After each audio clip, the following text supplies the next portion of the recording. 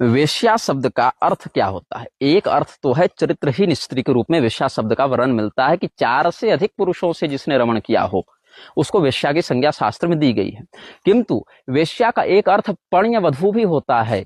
पण्यवधू उसको कहा जाता है जो वेश्या के भी कई प्रकार होते हैं, तंत्र शास्त्र में भिन्न अर्थ है जिस पर हम एक अलग वीडियो बना चुके हैं। लेकिन अगर हम देह व्यापार के दृष्टिकोण से भी देखें तो वेश्या शब्द का अर्थ होता है वेशेन पण्येन वा जीवते इति वेश्या वेशेन याति इति वा वेश्या। इस प्रकार से अर्थ करते हैं विद्वान, अपने रूप का, अपने सौंदर्य का व्यापार करते हुए जो जीवन यापन करे उस स्त्री को वेश्या कहा गया है।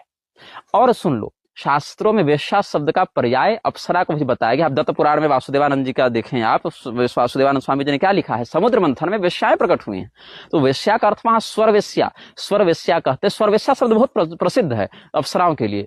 स्वर्ग की वेश्या मतलब वहां पर वेश्या शब्द के बाद भी उनको पूजनीय माना गया है। सर्वतोभद्र मंडल में उन्हीं अप्सर गंधर्वाप्सरोभ्यो नमः कह के अगर प्रतिष्ठा नहीं करेंगे सर्वतोभद्र में तो पूजन पूरा नहीं होगा।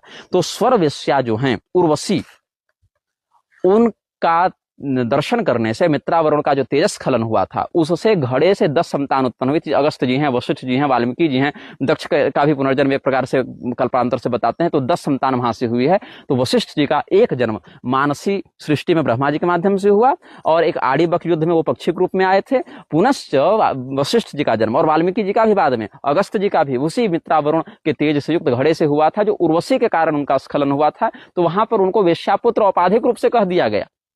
ये बात वहां पर है।